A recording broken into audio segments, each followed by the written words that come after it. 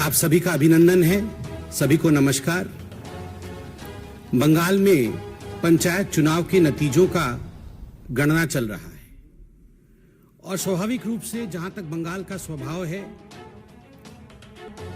हम जानते हैं कि कहा जाता था कि what Bengal thinks today India thinks tomorrow. जिस भूमि से कभी वंदे मातरम के शब्द उपजे थे, आज बड़े दुख के साथ कहना पड़ रहा है कि आज उसी भूमि में थैंक्स टू टीएमसी जिस प्रकार की हिंसा हो रही है वो अपने आप में अप्रत्याशित है। इससे पहले कभी इस प्रकार की हिंसा न हमने कभी देखा था, न किसी चुनाव में सुना था।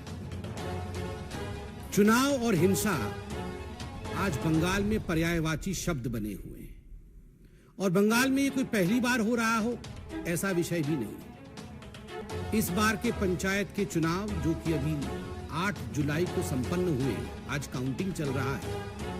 आज अखबारों में हर जगह ये खबर छपी है कि लगभग 45 लोग आज तक, जब से नॉमिनेशन आरंभ हुआ है और काउंटिंग अभी चल रहा है, लगभग 45 लोगों की हत्या की जा चुकी है।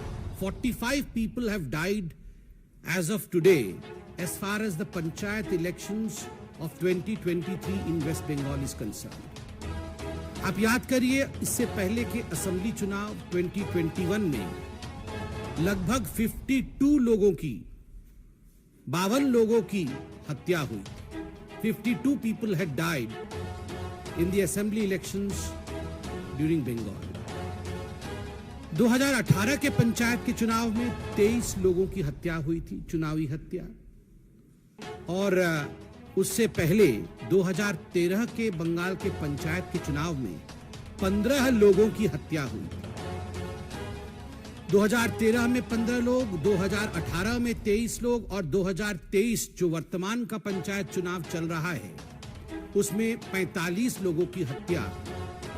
उत्तरोत्तर दिन प्रतिदिन लोकतंत्र किस प्रकार दम तोड़ रहा है बंगाल में, यह आपके सामने पेश है, संख्यावत पेश है। बंधुगण, केवल हत्याएं नहीं, आप अगर अखबार पढ़ेंगे तो जिन शब्दों का प्रयोग सर्वाधिक किया गया है बंगाल के पंचायत के चुनावों को लेकर, वो शब्द है फायरिंग, गोलीबारी, बॉम्बिंग, बमबारी, बोगस वोटिंग, रिगिंग, मतपेटियों का जलाना, मतपेटियों को फेंकना। कोई तालाब में फेंक रहा है मतपेटियों को, तो कोई वोट रिगिंग करके किस प्रकार से जीता जा सकता है, टीएमसी उस प्रयत्न में, उस यत्न में लगी। जिस डेमोक्रेसी में, जिस लोकतंत्र में फायरिंग, बॉम्बिंग, हत्या, रिगिंग ऐसे शब्दों का प्रयोग होता है, उस लोकतंत्र का क्या वजूद है, आप जरा सोच के देखिए। बंधुगण, आप सभी जानते हैं कि जहां तक भारतीय जनता पार्टी का सवाल है, हमने लगभग 6000 पोलिंग बूथों पे रीपोलिंग का डिमांड किया था। इस कदर एक बायसनेस के साथ ये पोलिंग हुई है। आप सबने सुना था सुप्रीम कोर्ट और हाई कोर्ट ने क्या कहा था। सुप्रीम कोर्ट ने ताकीद किया था राज्य सरकार को कि आप सही तरीके से तटस्थ होकर केंद्रीय बल के साथ, सेंट्रल फोर्सेस के साथ चुनाव कराइए। सेंट्रल फोर्सेस तो गई, मगर डिप्लॉयमेंट जो सेंट्रल फोर्सेस के हुए, उनका ठीक तरह से डिप्लॉयमेंट राज्य की सरकार ने नहीं किया। जो सेंसिटिव बूथ होती है उनकी संख्या छुपाई गई, सेंसिटिव बूथ का डाटा दिया नहीं गया। सेंट्रल फोर्सेस के होने के बावजूद 45 लोगों की हत्या, यह दिखाता है कि राज्य सरकार किस प्रकार से एक प्रायोजित रूप से इन हत्याओं को अंजाम दे रही थी। यह एक स्टेट स्पॉन्सर्ड मर्डर है।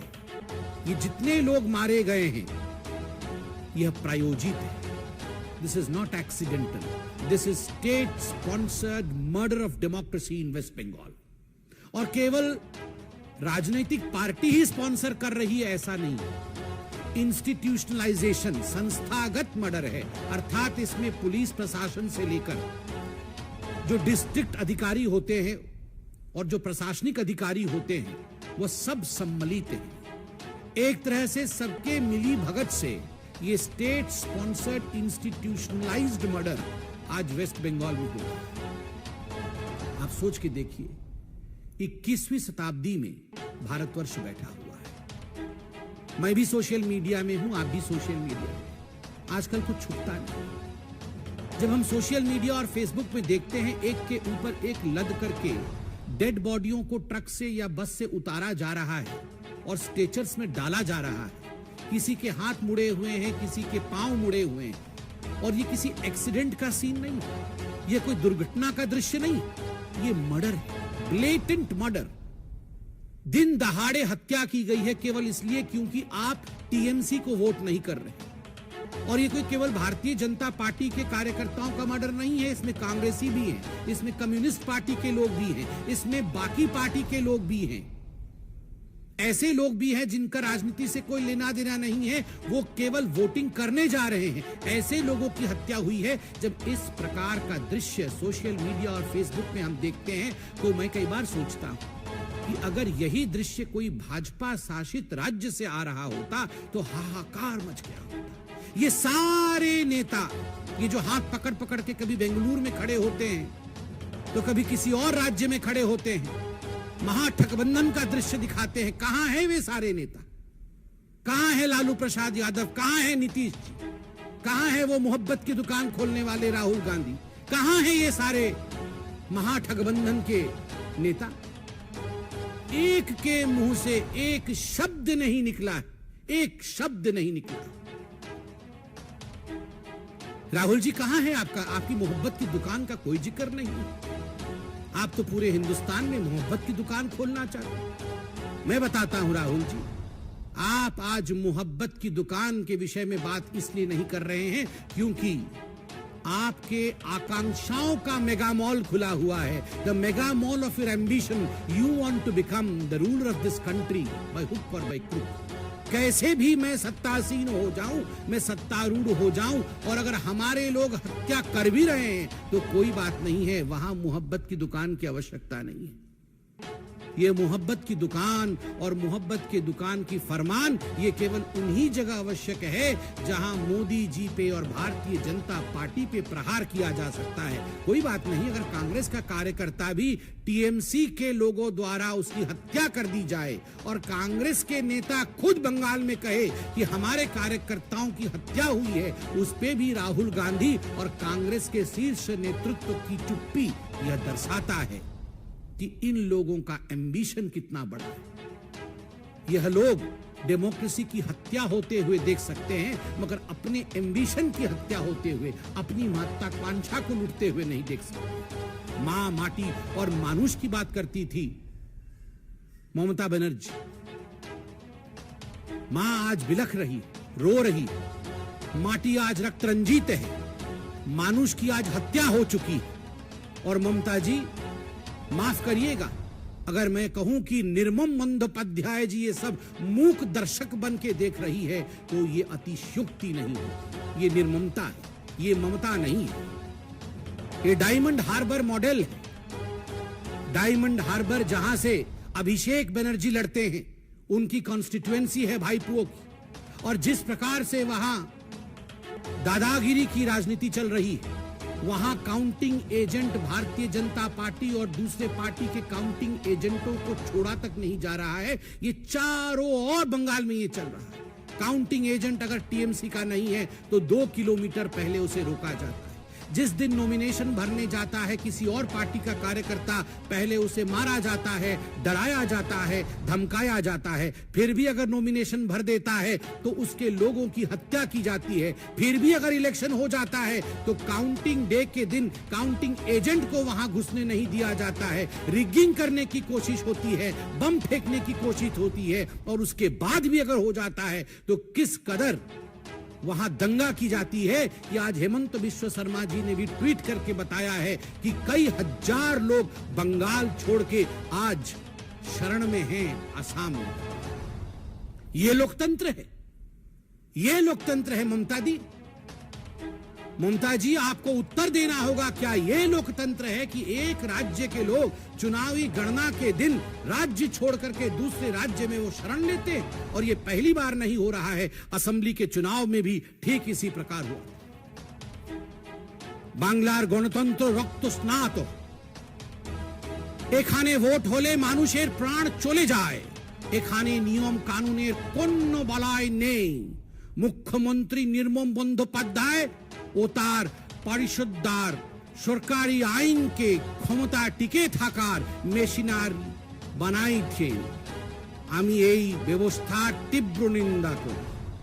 भारतीय जनता पार्टी इस पूरे व्यवस्था की, जिस प्रकार से हिंसा हो रही है, जिस प्रकार से लोकतंत्र की हत्या हो रही है, उसकी तीव्र निंदा करती है। धन्यवाद।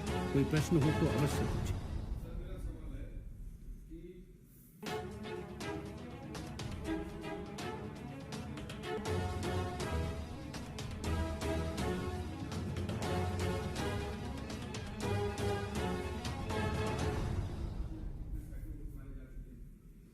देखिए, जहां तक भारतीय जनता पार्टी का विषय है, मैं उसका विषय रखता हूं। केंद्र सरकार के विषय में सरकार के प्रवक्ता अपने विषय को अवश्य रखेंगे।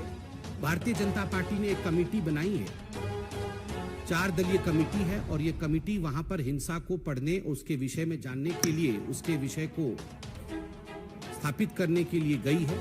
केंद्र सरकार भी, हमने देखा है न्यूज के माध्यम से, गृह मंत्रालय ने रिपोर्ट भी मांगी है। तो स्वाभाविक रूप से इन सब विषयों का आंकलन करने के बाद जो भी उचित कदम होगा सरकार व पार्टी उठाएगी।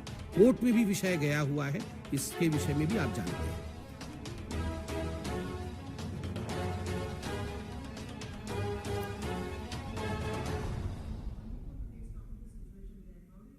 So the answer of the Bengal government is what about it? वहां भी हुआ है तो यहां भी होगा, क्या ये उत्तर है? 52 लोगों का मर जाना असेंबली इलेक्शन में, 45 लोगों की मृत्यु पंचायत के इस बार के चुनाव में। शर्म से जहां हम सबको सर झुका लेना चाहिए, वहां वोटाबाउटरी हो रही है कि वहां भी हुआ था तो क्या हो गया, यहां भी होगा। मुझे लगता है ये बहुत शर्मनाक स्टेटमेंट है बंगाल के टीएमसी पार्टी द्वारा। उनको क्षमा मांगनी चाहिए।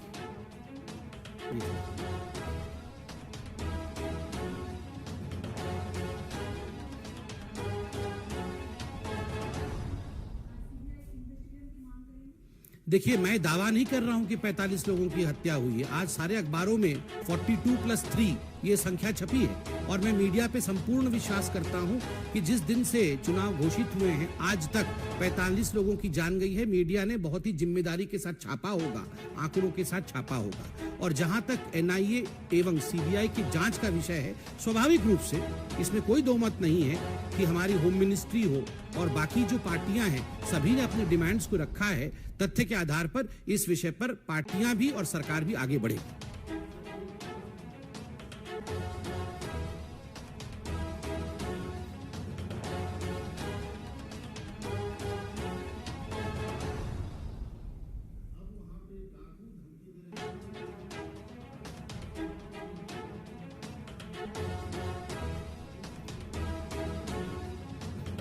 देखिए, मैंने इस न्यूज़ में इससे अनभिज्ञ हूं अभी। मुझे लगता है पूरी जानकारी के बाद ही मुझे इस पे कमेंट करना चाहिए।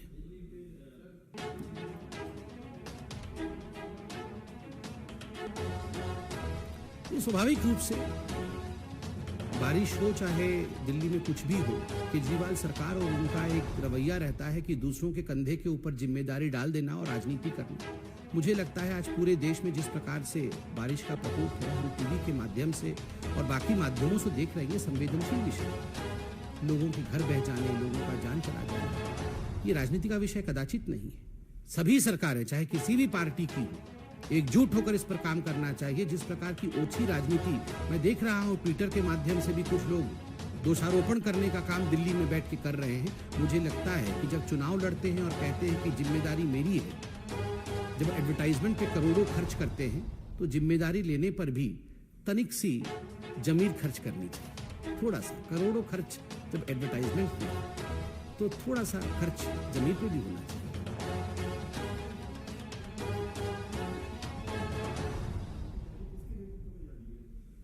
नहीं, वो कमेटी आपको पूरा पेपर दिया गया है।